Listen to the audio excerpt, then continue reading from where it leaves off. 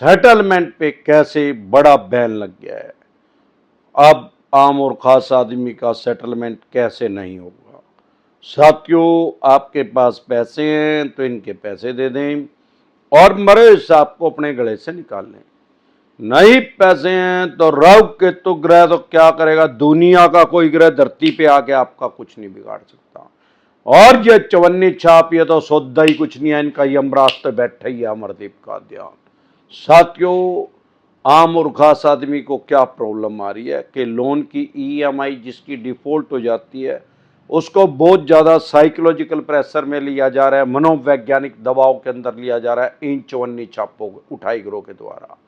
हमारे देश में हजारों आदमी सुसाइड कर चुके हैं इन उठाई गिरोह के डर से, और लाखों आदमियों को इन्होंने इस कगार पे पहुंचा दिया है। करोड़ों आदमी यो को साइकोलॉजिकल प्रेशर में लिया जा रहा है। आपको बताते हुए मुझे बहुत खुशी का आभास हो रहा है कि लाखों आदमी अमरदीप का ध्यान की वीडियो देख के हमारे साथ जुड़ के साइकोलॉजिकल प्रेशर से बाहर आ चुके हैं, मनोवैज्ञानिक दबाव से बाहर आ चुके हैं और वो सुसाइड करने से बच चुके हैं। कश्मीर से लेके कन्याकुमारी तक, आसाम से लेके गुजरात तक अमरदीप का ध्यान की वीडियो लोग देखते हैं। 62 कंट्री में 62 देशों में हमारी और वीडियो देखते हैं। वो भी साइकोलॉजिकल प्रेशर से निकल चुके हैं। जैसे जैसे मेरी बात दूर तक जाती आ रही है, करोड़ों आदमियों को भी मैं साइकोलॉजिकल प्रेशर से निकाल दूंगा। लोन की ईएमआई डिफॉल्ट होना क्राइम में कंसीडर नहीं होता, अपराध की श्रेणी में नहीं आता। आपके 2 लोन डिफॉल्ट हो गए, 5 हो गया, 25 लोन भी आपके डिफॉल्ट हो गए, सब की 5-5 ईएमआई भी डिफॉल्ट होगी तो भी ये क्राइम में कंसीडर नहीं होता, ये अपराध की श्रेणी में नहीं आता। सबसे पहले ये समझ लें। तो अपराध की श्रेणी में क्या आता है, अगर इन्होंने आपके ऊपर चेक बाउंस का या ईसीएस बाउंस का केस कर दिया और आप कोर्ट में गए नहीं, कोर्ट की अवमानना करेंगे तो ये क्राइम में कंसीडर होता है, अपराध की श्रेणी में आता है। आप चले गए तो ये बिलेबल ऑफेंस है, जमानती अपराध है, सेम डे जमानत हो जाती है, बाय एंड जमानत हो जाती है। कश्मीर से लेके कन्याकुमारी तक, आसाम से लेके गुजरात तक अमरदीप का अध्ययन के पैनल पे एडवोकेट काम कर रहे हैं। आपको अपनी बेल करवानी है, जमानत करवानी है, हम आपकी बेल करवा देंगे, जमानत करवा देंगे, एडवोकेट आपको प्रोवाइड करवा देंगे। उसकी फीस कितनी होगी, आपकी स्क्रीन पे एक नंबर आया उसको सेव करके व्हाट्सएप मैसेज करके मेरी टीम से संपर्क करें। सिर्फ व्हाट्सएप मैसेज करें, अभी चाहते हैं तो अभी भी आप मेरी टीम से संपर्क कर सकते हैं।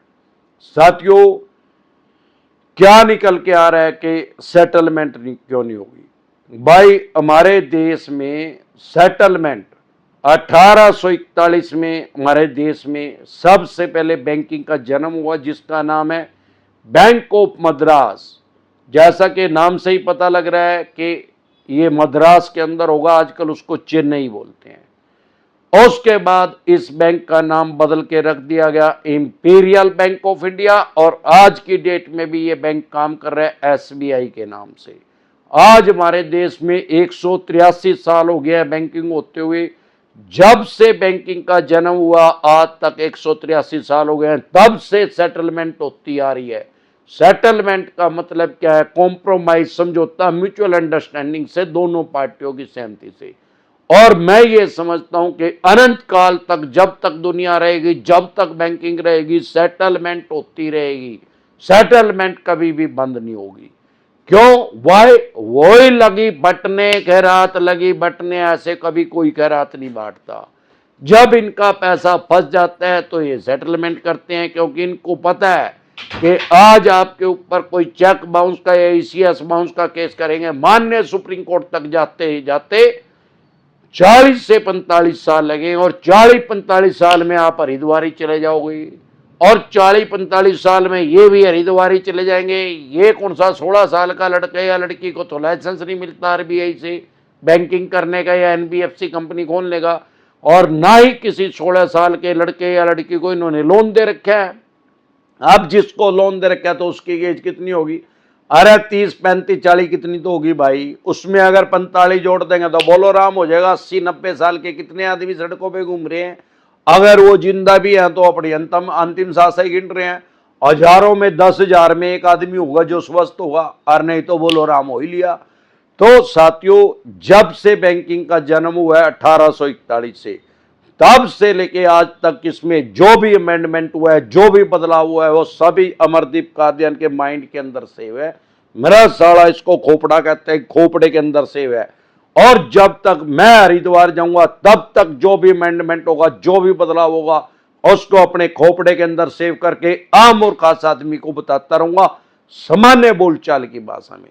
हमारे साथ जुड़े हुए हैं, हमारी वीडियो देखते हैं। अगर 5वीं क्लास का बच्चा, 5th स्टैंडर्ड का भी कोई हमारी वीडियो देखता है, उसको भी समझ में आ जाता है बैंकिंग से रिलेटेड लॉ क्या है। जो भी बैंक से रिलेटेड कानून है उसको हम सामान्य बोलचाल की भाषा में बता और समझा देते हैं। यही कारण है कि लोग साइकोलॉजिकल प्रेशर से बाहर निकल रहे हैं, मनोवैज्ञानिक दबाव से बाहर निकल रहे हैं। नहीं तो ऐसे ऐसे हमारे पास क्लाइंट आते हैं, वो नींद की गोली भी लेते हैं, तब भी उनको नींद नहीं आती, और हमारे से बात करके या हमारी वीडियो देख के भी वो साइकोलॉजिकल प्रेशर से निकल जाते हैं, क्योंकि वो अपने आप को क्रिमिनल समझ रहे हैं, अपराधी समझ रहे हैं। क्यों? वाई? EMI डिफॉल्ट होने से कानून ने आपको अपराधी घोषित नहीं किया, आपको क्रिमिनल घोषित नहीं किया, क्रिमिनल डिक्लेयर नहीं किया। आपको क्रिमिनल डिक्लेयर किसने किया, आपको अपराधी घोषित किसने किया है? इन चवन्नी छाप उठाई गिरोह ने, जिनको बेरी की दुकान का नहीं पता। ये नंग है, भिखमंगे है, जुआरी है, भिखारी है, नंग है, चोर है, जीबी रोड के दल्ले हैं। अगर ये आके ज्यादा बकवास करे तो इनकी दुकान के अंदर पेट्रोल के कोटर लगा दो, और टाइम पे पेट्रोल के कोटर ना हो तो इनकी लेटर बॉक्स के अंदर थोड़ा पेट्रोल डाल दो, बोर खराब कर दो, इनको उठाई गिरोह का हुक्म की तामील हो। अब देखते हैं अमर खास आदमी की समस्या क्या है। साथियों, मैं डेली लाइव आता हूं जब भी मैं अपनी स्टेट में होता हूं। अभी मैं 4 दिन से अपनी स्टेट में नहीं था, इसीलिए लाइव नहीं आया।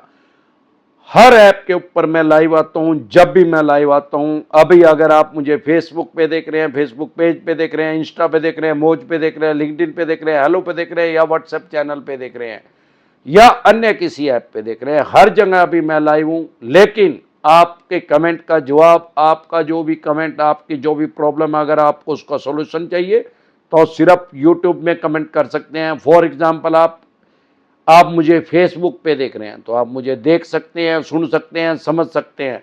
लेकिन अगर आप कमेंट करेंगे तो उसका कोई रिप्लाई नहीं आएगा, क्योंकि हर जगह मैं लाइव हो सकता हूं, हर जगह मैं जवाब नहीं दे सकता, क्योंकि एक बार में सिर्फ एक ऐप खुलता है फोन में, और अभी यूट्यूब खुला हुआ है।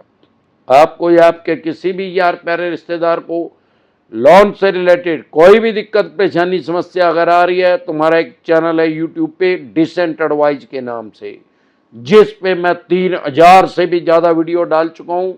आपको जो भी प्रॉब्लम आ रही है, आप यूट्यूब के सर्च के ऑप्शन में लिखें, आगे जैसे ही डिसेंट एडवाइज लिखेंगे, तुरंत प्रभाव से आपकी समस्या का समाधान हो जाएगा। फिर भी कोई दिक्कत परेशानी आए तो आप हमारे साथ लाइव में जुड़ सकते हैं, अपना कमेंट कर सकते हैं। उसके बाद भी कोई प्रॉब्लम आए तो आप हमारे से टेलीफोनिकली एडवाइस ले सकते हैं। आपकी स्क्रीन पे एक नंबर आया हुआ, उसको सेव करके व्हाट्सएप मैसेज करके मेरी टीम से संपर्क कर सकते हैं। अभी मैं लाइव हूं, आप अपॉइंटमेंट ले सकते हैं हमारी टीम से। जब लाइव खत्म हो जाएगी तो मेरी टीम आपके पास फोन मिला देगी, आपकी प्रॉब्लम का सॉल्यूशन बता दिया जाएगा। फिर आपका लोन 2 करोड़ का है, 5 का है, 25 का, 50 करोड़ का, डज नॉट मैटर कितने करोड़ का या कितने अरब रुपए का आपका लोन है।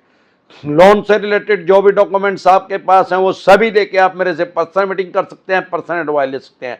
5 स्टेटों में हमारे ऑफिस हैं। अगर आप दिल्ली से देख रहे हैं तो सीपी में पर्सनल मीटिंग कर सकते हैं, हरियाणा से देख रहे हैं तो कुंडली में, पंजाब से देख रहे हैं तो लुधियाना में, मुंबई से देख रहे हैं तो गोरेगांव में, गुजरात से देख रहे हैं तो अहमदाबाद, दिल्ली दरवाजा पे।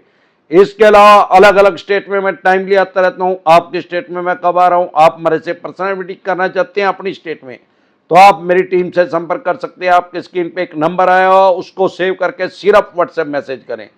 आप डायरेक्ट कॉल करें, कोई रिप्लाई नहीं आएगा, व्हाट्सएप कॉल करें, कोई रिप्लाई नहीं आएगा, व्हाट्सएप मैसेज करेंगे तो तुरंत प्रभाव से रिप्लाई आएगा कि कैसे आप हमारे से पर्सनल मीटिंग कर सकते हैं, पर्सनल एडवाइस ले सकते हैं, या टेलीफोनिक एडवाइस ले सकते हैं।